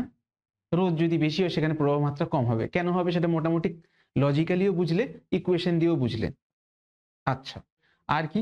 আর হচ্ছে এই আরপিটা, ঠিক আছে, তুমি যদি তোমাকে ধরো যদি বলা হয় বার করতে, তাহলে সেখানে দেখতে পাবে যে বোথ এরা কিন্তু ছোট হয়, R1 R2 থেকে কিন্তু আরপি কিন্তু ছোট হয়। যেমন সিরিজ দেখেছিলাম কি RS টা হচ্ছে R1 R2 দুজনের থেকেই বড়, এখানে কিন্তু দুজনের থেকেই ছোট হবে। আচ্ছা, আর ওইখানে আরো কয়েকটা ছোট ছোট পয়েন্ট থাকে যেগুলোর জন্য, চলো আর একটা পেজই অ্যাড করে নিই।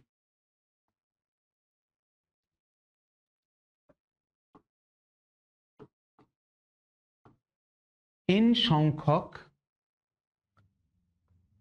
রোধ,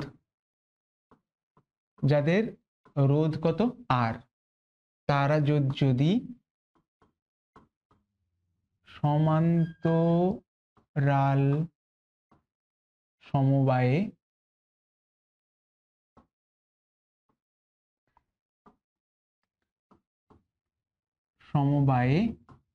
যুক্ত থাকে,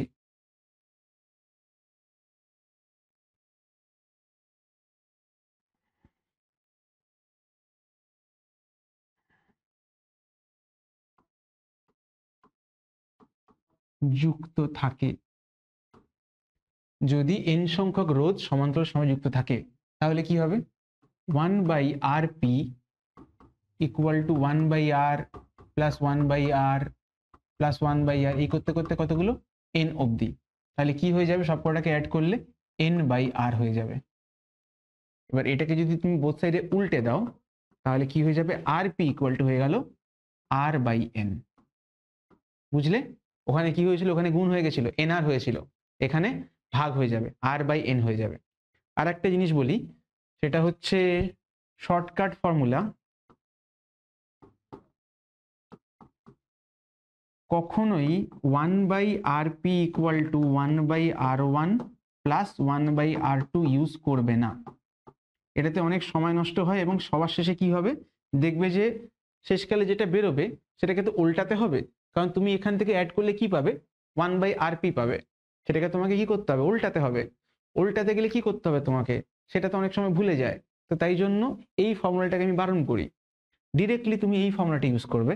আমি রেকমেন্ড করি যে rp equal to r1 r2 divided by r1 plus r2, কিছুই না, এই দুটোকে আমি লসাগু করেছি, লসাগু করে উল্টে দিয়েছি, উল্টে দিতে এটা চলে এসছে।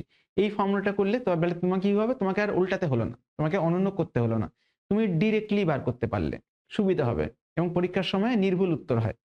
এটা আমার অবজারভেশন, ওটা আমার অভিজ্ঞতা থেকে বলছি। তাই এই জিনিসটা করলে আর কি বলা যায়?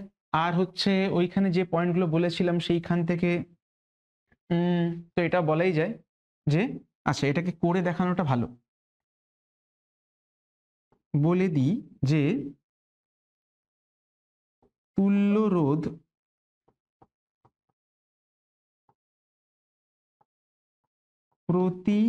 প্রতিরোধের থেকে ছোট হবে।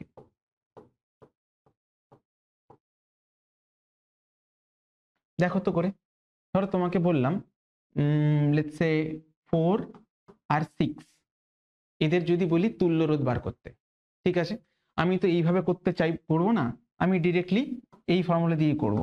rp equal to 4 into 6 divide by 4 plus 6, এটা কত হয়? 4 6 24, 24/10 হয়ে যায় 2.4। এবার দেখো এই 2.4টা কিন্তু 4-এর থেকেও ছোট, আর 2.4টা 6-এর থেকেও ছোট, দুজনের থেকেই ছোট।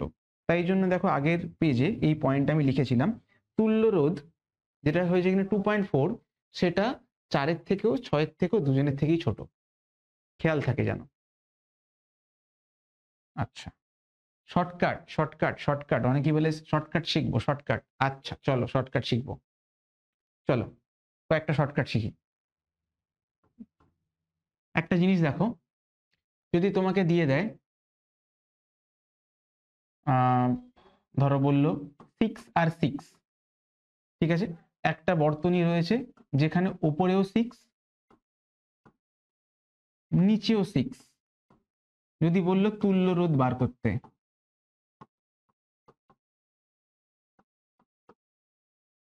কি করবে তুমি, কি করবে, হ্যাঁ 6 × 6/6 + 6 তুল্য রোধ 3। তাহলে যদি সমান থাকে তাহলে তাদের তুল্য রোধ কত হয়, হাফ হয়ে যায়। মানে যদি এটা আর আর আর দেয়া থাকতো তাহলে তুল্য রোধ কত হতো, R/2। তুমি করে নাও, যদি 6/6 দেয়া থাকে তাহলে 3 আসবে, যদি তোমাকে 10 আর 10 দেয়া হয় তুমি করে নাও, দেখবে প্রুফ চাই। আচ্ছা ঠিক আছে, চলো 10 × 10 / 10 + 10, উপরে কত হচ্ছে 100, নিচে কত হচ্ছে 20, কত হয় 5। আর আমি কি বলেছিলাম, ডিরেক্টলি করতে 10/2 মানে 5। আশা করি বুঝতে পারলে, ভালো লাগলো। এরকম শর্টকাট, এই শর্টকাটগুলো কিন্তু শর্ট কোয়েশ্চেনের জন্য তোমরা ইউজ করতে পারো, কিন্তু যখন লম্বা গাণিতিক প্রবলেম যখন করবে সেখানে কিন্তু ইউজ করবে না। সেখানে টিচারকে তোমাকে জিজ্ঞেস করবে যেটা তুমি কোথায় পেয়েছো, তখন তুমি বলতে পারবে না স্যার আমি তো এ মার্কস পয়েন্ট থেকে, না না না, ওসব করলে হবে না। তাহলে এটা একটা শর্টকাট, খুব ইম্পর্টেন্ট, যে যদি সেম থাকে তখন হাফ হয়ে যায়। কিন্তু সবসময় কি তোমাকে সেম দেবে, 10-এ 10-এ 5 হয়ে গেল, 6-এ 6-এ 3 হয়ে গেল, 12-এ 12-এ 6 হয়ে গেল, 20-এ 20 10 হয়ে গেল, সেসব কিন্তু বুঝতেই পারছি আমি, তুমি এখন বুঝে গেছো, ঠিক আছে। কিন্তু যদি তোমাকে এরকম দেয় 6 আর 3, একটা অন্যটার ডাবল, বা দিল 5 আর 10, অথবা দিল 5 আর 10, তখন আমি কি করে করব? সেটার জন্য শর্টকাটটা হচ্ছে, যেটা বড় সেটাকে 3 দিয়ে ভাগ করে দেবো, শেষ। কি করব, 6 আর 3 বার করতে বলেছে তো, আমি 6/3 করে 2 করে দেবো। এই 3 মানে কিন্তু এই 3 নয়, সবসময় 3 দিয়ে ভাগ করতে হয়। এখানে 5 আর 10, কি করব আমি, যেটা বড় তাকে 3 দিয়ে ভাগ করে দেবো, 10/3। তাহলে স্যার বিশ্বাস হচ্ছে না, এত সোজা কি করে হয়, আমাদের তো করতে গেলে অবস্থা খারাপ হয়ে যায়। দেখো 10 আর 5-এরটা করে দেখাচ্ছি, 10 × 5/10 + 5, কত হয় এটা, 50/15। কত দিয়ে কাটবো, 5 দিয়ে, উপরে হয়ে যায় 10, নিচে হয়ে যায় 3, 10-এর 3। তোমরা যে কোনো কম্বিনেশন দিয়ে করতে পারো, সব সময় যদি একটা আর আরেকটা যদি সেম থাকে তখন তাদের তুল্য রোধ প্যারালাল করতে গিয়ে অবভিয়াসলি সবসময় হাফ হয়ে যায়। আর যদি একটা অন্যটার ডাবল হয়, ঠিক আছে, তখন কি হয়, বড়টার 3 দিয়ে ভাগ করে দেবো। মানে ধরো তোমাকে বললো 15 আর 30, কি হবে 10, তাই না? তোমাকে বললো 15 আর 30, কি হবে, 30-কে 3 দিয়ে ভাগ করে দেবো, হয়ে যাবে 10। সেরকম 100 আর 200 কত হয়ে যাবে, বড়টাকে 200, কি হয়ে যাবে 200/3, খেয়াল থাকবে। 30 আর 60 কত হয়ে যাবে, বড়টাকে 60, 60/3 20, মনে থাকবে। এইভাবে করতে হবে কিন্তু। আচ্ছা, তাহলে মোটামুটি শ্রেণী হলো, তারপরে সমান্তরাল হলো, এগুলো সব মোটামুটি হয়ে গেল। এইবারে আর একটা টপিক থাকে, যেই টপিকের উপর কিন্তু প্রচুর নিউমেরিক্যাল এবং কনসেপচুয়াল কোয়েশ্চেন থাকে, সেটা হচ্ছে রোধের উপাদান। রোধ কার কার উপর নির্ভর করে? প্রশ্নটা হচ্ছে, রোধ কার উপর নির্ভর করে?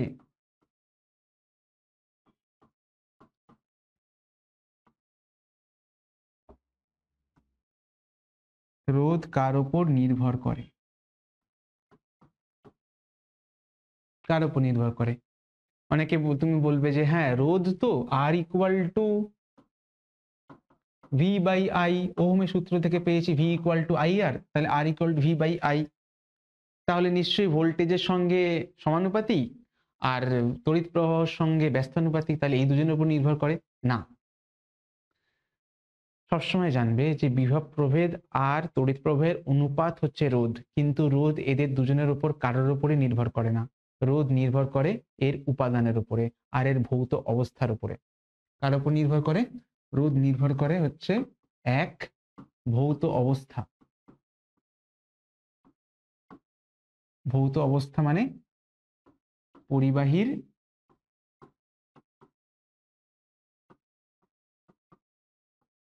দৈর্ঘ্য, প্রস্থচ্ছেদ। আর কার উপর নির্ভর করে? পরিবাহীর পরিবহন ক্ষমতার উপর নির্ভর করে।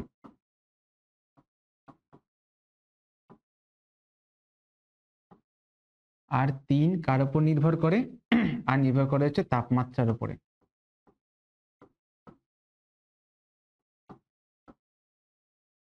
সবসময় জানবে যে আর সমানুপাতি হচ্ছে দৈর্ঘ্যের সাথে। একটা পরিবাহীর দৈর্ঘ্য যত বেশি হবে তার রোধ তত বেশি হবে। কিভাবে? ধরো মনে করো একটা জায়গা থেকে অন্য জায়গায় পাইপে করে জল যাচ্ছে, ঠিক আছে? তো পাইপটা যত বড় হবে পাম্পের ক্ষমতা তত বেশি হতে হবে, কারণ বাধা তত বেশি পাবো, তাই না? তো তাই জন্য যত লম্বা হবে পাইপ তত বেশি হবে রোধ, ঠিক? তাহলে আর হচ্ছে রোধ কার উপর, কার সঙ্গে সমানুপাতিক? দৈর্ঘ্যের সঙ্গে। এটাকে আমি 1 নম্বর সমীকরণ বললাম। রোধ হচ্ছে প্রস্থচ্ছেদের সঙ্গে ব্যস্তানুপাতিক। একটা প্রবাহী আঁকি, একটা পরিবাহীর এইটা মনে করো দৈর্ঘ্য আর এইটা হচ্ছে প্রস্থচ্ছেদ। তাহলে এখন প্রস্থচ্ছেদ বুঝতে পারছো? আচ্ছা, এখানে একটা জিনিস, এখানে কি জানতে হবে ভেবে দেখো তো। কিভাবে বলবো, ধরো এইভাবে ভেবে দেখো। মনে করো তোমাদের স্কুলের গেটটা হচ্ছে ছোট, ঠিক আছে? একসঙ্গে যখন সবাই বেরোতে ধাক্কা লাগে, ধাক্কা মুখ কি হয়? মারপিট হয়ে যায়। তো তাহলে সেখানে রোধটা বেশি না কম? বাধাটা বেশি না কম? বাধাটা বেশি। এবার হঠাৎ করে দেখা গেল কি হলো, তোমাদের স্কুল একটা বড় দরজা করলো ওটাকে ভেঙে। তাহলে একসাথে অনেকগুলো বাচ্চা তোমরা সবাই হুড়হুড় করে একসাথে বেরোতে পারবে? কোনো বাধা পাবে না।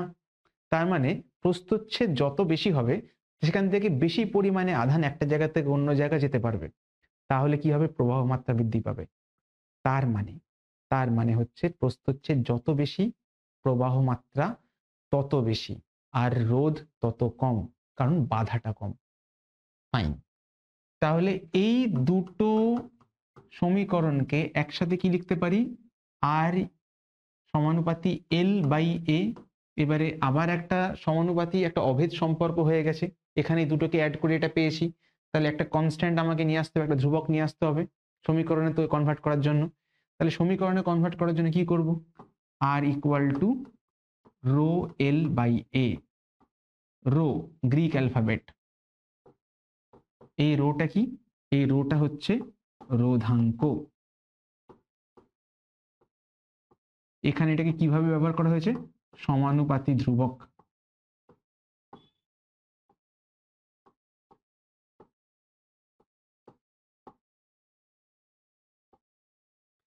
কার উপর নির্ভর করে? রোধাঙ্ক কার উপর নির্ভর করে? নির্ভর করে হচ্ছে পরিবাহীর ওপরে। কি দিয়ে তৈরি? সোনা, রূপো, তামা, অ্যালুমিনিয়াম কিংবা কাঠ, প্লাস্টিক, কি দিয়ে তৈরি? তো সেই পরিবাহী, ঠিক আছে, যে উপাদান দিয়ে তৈরি সেটার উপর নির্ভর করে রোধাঙ্ক। তাহলে আমি কি পেলাম? আমি একটা ফর্মুলা পেয়ে গেলাম, R equal to rho L by A. এই ফর্মুলাটা হচ্ছে খুব কাজের। তাহলে ভৌত অবস্থা কি? ভৌত অবস্থা হচ্ছে দৈর্ঘ্য এবং প্রস্থচ্ছেদ, তারপরে হচ্ছে পরিবাহীর পরিবহন ক্ষমতা, সেটা রোধাঙ্ক, আর কি? তাপমাত্রা। তাপমাত্রার সঙ্গে রোধ কিভাবে বৃদ্ধি পায় সেই যে সম্পর্কটা, সেই সমীকরণটা তোমাদের সিলেবাসে নেই তাই বলবো না, বাট এটুকু জেনে রাখো যে তাপমাত্রা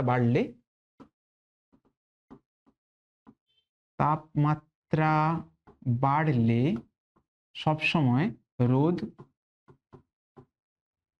বৃদ্ধি পায়, এটা হয়।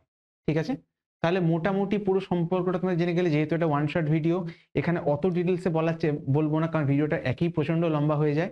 কিন্তু তবুও তোমাদের একবারে একটা ভিডিও দেখে কি করে রিভিশন করা যায় সেটার জন্য ভিডিওটা বানাচ্ছি। তাহলে কিন্তু ভিডিওটা যতটা লম্বা হলো পুরোটা শেষ অবধি দেখবে।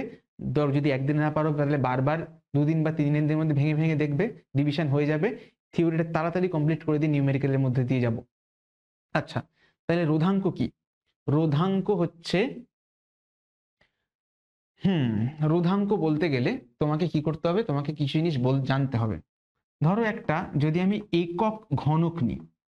একক ঘনক মানে মানে যার হচ্ছে দৈর্ঘ্য, প্রস্থচ্ছেদ সবই হচ্ছে এক। মানে যদি মনে করো এটা যদি হয় 1 সেন্টিমিটার, তার ঘনকের একটি বাহু, ঠিক আছে, তাহলে দৈর্ঘ্য কত? তাহলে এর দৈর্ঘ্য কত? দৈর্ঘ্য বলতে এইটা, এই এই সারফেস থেকে ওই সারফেস, এই পৃষ্ঠ থেকে ওই পৃষ্ঠের মধ্যে দৈর্ঘ্য কত? 1 সেন্টিমিটার।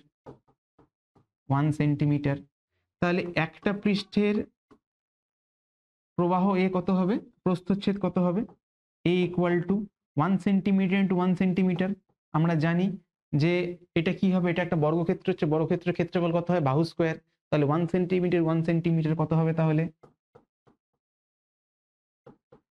1 centimetre square. ক্লিয়ার? ঠিক। তাহলে একক ঘনক মানে যার সবই হচ্ছে, এটা পরিবাহীর দৈর্ঘ্য 1 সেন্টিমিটার এবং ক্ষেত্রফল হচ্ছে 1 সেন্টিমিটার স্কোয়ার। তাহলে একটা ভেবে দেখো তো, R equal to rho L by A, এখানে যদি এল ইকুয়াল টু 1 হয়, এ ইকুয়াল টু 1 হয়, তাহলে আর ইকুয়াল টু হবে রো, তাই না? দুটোর ভ্যালু যদি 1 1 করে হয়, তাহলে আর ইকুয়াল টু কি হয়ে যাবে? আর ইকুয়াল টু হবে রো। তাহলে এখান থেকে আমি রোধাঙ্কর সংজ্ঞাটাকে আমি পাবো। আমি লিখব একটি একক ঘনকের দুই বিপরীত পৃষ্ঠের মধ্যে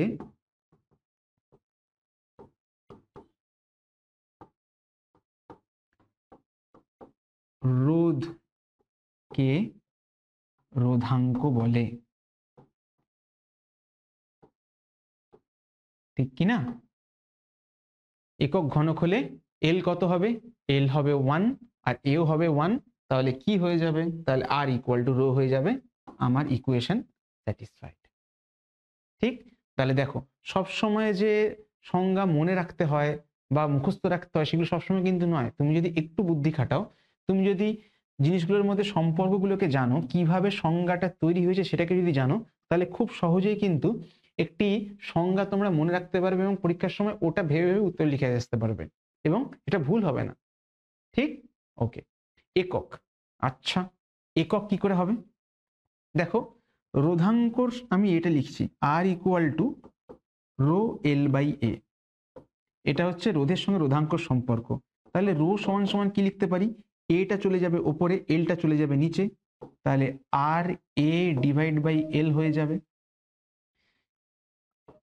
আর এর, আর মানে রোধ, রোধের একক কি? রোধের একক হচ্ছে ওহম। ওহম হলো, ওপরে কি হবে? ওপরে সেন্টিমিটার স্কোয়ার বা মিটার স্কোয়ার হবে। তাহলে ধরো লিখলাম যে আমি সেন্টিমিটার স্কোয়ার। নিচে, নিচে কি আছে? এল আছে। এল এর একক কি?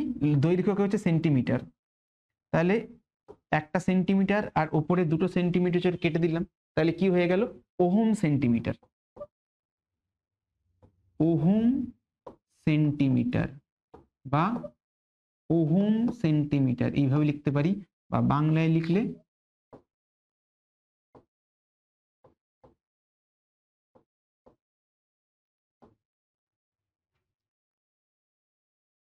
বুঝলে?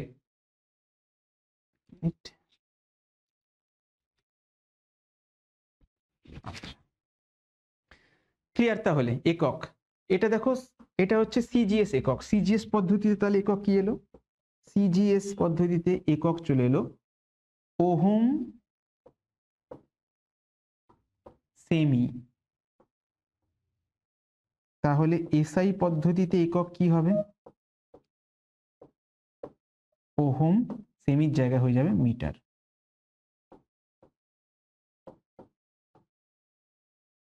তাই না? ওকে। তাহলে মোটামুটি রোধ সম্বন্ধে সবকিছু জানা হয়ে গেল। এবারে পরিবাহিতা।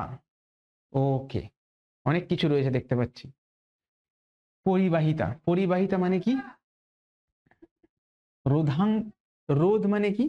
যে কতটা বাধা প্রাপ্ত হয়, সেই রোধের অপোজিটটাই হচ্ছে পরিবাহিতা।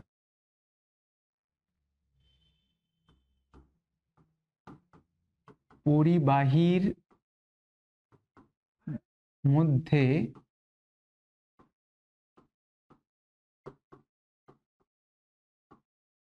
তড়িৎ প্রবাহের পরিবাহীর মধ্যে তড়িৎ প্রবাহের যে সুবিধা বা সহজতা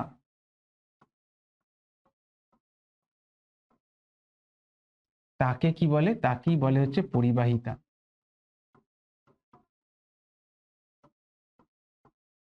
তাকে বলে পরিবাহিতা। ঠিক আছে, তাহলে সমীকরণ কি হবে? পরিবাহিতা মানে হচ্ছে পরিবাহিতা হচ্ছে রোধের অনন্যক। রোধের অনন্যক। আচ্ছা, একক কি? একক হচ্ছে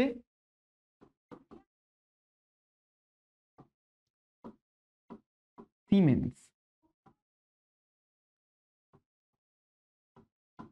ঠিক আছে, বা বড় হাতের এস দিয়েও ডিনোট করতে পারো। একক হচ্ছে পরিবাহিতার সিমেন্স। আসে ছোট অঙ্ক, পরিবাহিতাঙ্ক। পরিবাহিতাঙ্কটা কি? পরিবাহিতাঙ্ক হচ্ছে রোধাঙ্কর অপোজিট। পরিবাহিতা যেরকম রোধের অপোজিট, পরিবাহিতাঙ্ক হচ্ছে রোধাঙ্কের অপোজিট। একক ঘনকের পরিবাহিতাকে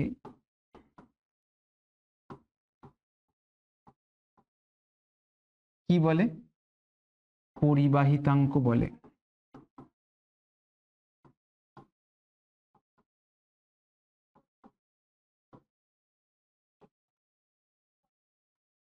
ঠিক আছে, ঠিক আছে, দেখলে তো কিরম ভাবে করলাম। যেরকম একক ঘনকের রোধকে রোধাঙ্ক বলে, তেমনি একক ঘনকের পরিবাহিতাকে পরিবাহিতাঙ্ক বলে। এইভাবে মনে রাখলে তাহলে দেখবে পরীক্ষার সময় কোনো ডেফিনেশন, কোনো সংজ্ঞা ভুল হবে না কিন্তু। আচ্ছা, সমীকরণ। আচ্ছা, আমরা একটা জিনিস কি জানি, যে রোধাঙ্ক মানে কি দেখেছিলাম?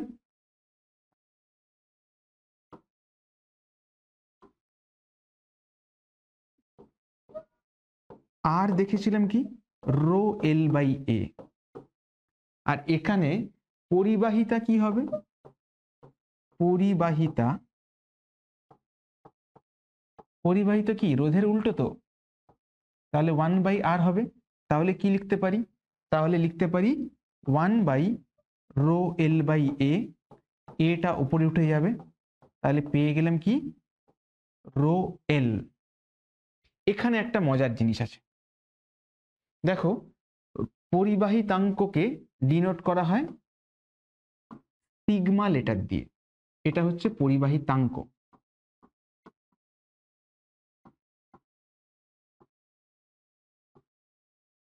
ঠিক আছে, পরিবাহিতাঙ্ক কি হচ্ছে? এবার যেহেতু রোধ হচ্ছে, পরিবাহিতা হচ্ছে রোধের অনন্যক, তেমনি পরিবাহিতাঙ্ক হচ্ছে রোধাঙ্কের অনন্যক। ঠিক, মেক সেন্স? লজিক বুঝতে পারছো?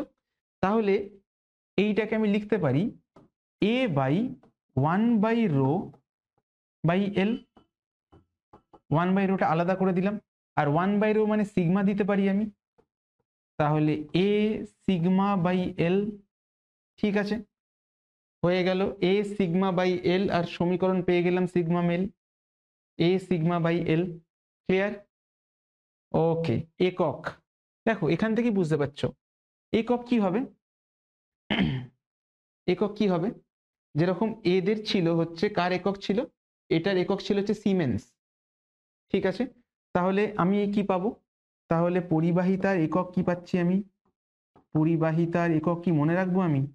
না, পরিবাহিতাঙ্কের একক। দেখো কি আছে, সিগমা ইকুয়াল টু, এখান থেকে দেখো পরিবাহিতাকে সি অ্যালফাবেট দিয়ে আমি ডিনোট করছি, conductance. C equal to A sigma by L. তাহলে বলো তো সিগমা মানে কি হচ্ছে? সিগমা মানে C L by A, C L by A. তাহলে সি হচ্ছে কন্ডাক্টেন্স বা পরিবাহিতা। পরিবাহিতার একক কি? সিমেন্স। উপরে কি আছে? সেন্টিমিটার। নিচে একক, নিচে ক্ষেত্রফলের জন্য সেন্টিমিটার স্কোয়ার। কেটে গেলে কি হয়ে যায়, সিমেন্স বাই সেন্টিমিটার। আর যদি এসআই হয়, এসআইতে কি লিখবো, এসআইতে লিখবো সিমেন্স বাই মিটার, নাকি? ক্লিয়ার তো? ক্লিয়ার হচ্ছে? বলো। আচ্ছা, তাহলে আমার মনে হয় যে তোমরা পরিবাহিতাঙ্কটা কমপ্লিটলি বুঝতে পারলে। এরপরে এমসিকিউ গুলো স্টার্ট করব। আজকে ভিডিওটা আমার মনে হয় অনেকটাই লম্বা হয়ে যাচ্ছে, তাই ভিডিওটাকে দুটো পার্টে তাহলে স্প্লিট করে দেব। আজকে এই অবধি পুরো ওহমের সূত্র শুরু থেকে শেষ অবধি থিওরি পার্টটা বোঝানো থাকলো। এরপরে কি করব, এরপরে কিন্তু আমরা এখানে যে যে নিউমেরিক্যাল গুলো বলেছিলাম, এতগুলো এমসিকিউ, এতগুলো শর্ট কোয়েশ্চেন, এতগুলো থিওরি কোয়েশ্চেন, এতগুলো গাণিতিক সমস্যা, সেগুলো সব কটা পরের ভিডিওটা তাহলে প্রোভাইড করে দেবো। ফাইন। আচ্ছা, তাহলে ভিডিওটা আজকে এখানেই শেষ করছি। আর আমাদের নতুন করে বলার তো কিছু নেই। ভিডিওটা যদি এখন দেখতে পড়তে থাকো তাহলে প্লিজ চ্যানেলটা সাবস্ক্রাইব করো, চ্যানেলটা বন্ধু বান্ধবদের শেয়ার করো, বা যদি তোমার যদি কোনো ছোট ভাই বা বন্ধু বা এরকম যদি কেউ থাকে, বা যদি আপনি একজন যদি দর্শক হন, আপনার ছেলে বা মেয়ে যদি মাধ্যমিক দেয়, তাদেরকে প্লিজ ভিডিওটা দেখান, কমপ্লিটলি শেয়ার করুন। এবং খুব তাড়াতাড়ি আমরা কমপ্লিট কোর্সটাকে লঞ্চ করব, যেখানে মাধ্যমিকের সমস্ত চ্যাপ্টারের সমস্ত কোয়েশ্চেনগুলোকে খুব সহজে সুন্দরভাবে গুছিয়ে কমপ্লিটলি ওয়ান শট রিভিশন টাইপের আমরা নিয়ে আসবো, এবং সেখানে কমপ্লিট সিলেবাসটাকে আমরা মাধ্যমিকের আগেই কমপ্লিট করে ফেলবো। তাহলে এই চ্যানেলটার সঙ্গে প্লিজ জুড়ে থাকুন আর চ্যানেলটাকে সাপোর্ট করুন। ওকে, তাহলে দেখা হচ্ছে পরের ভিডিওতে। ততক্ষণ পড়াশোনা করতে থাকো, আর আমি বলছি বাই বাই।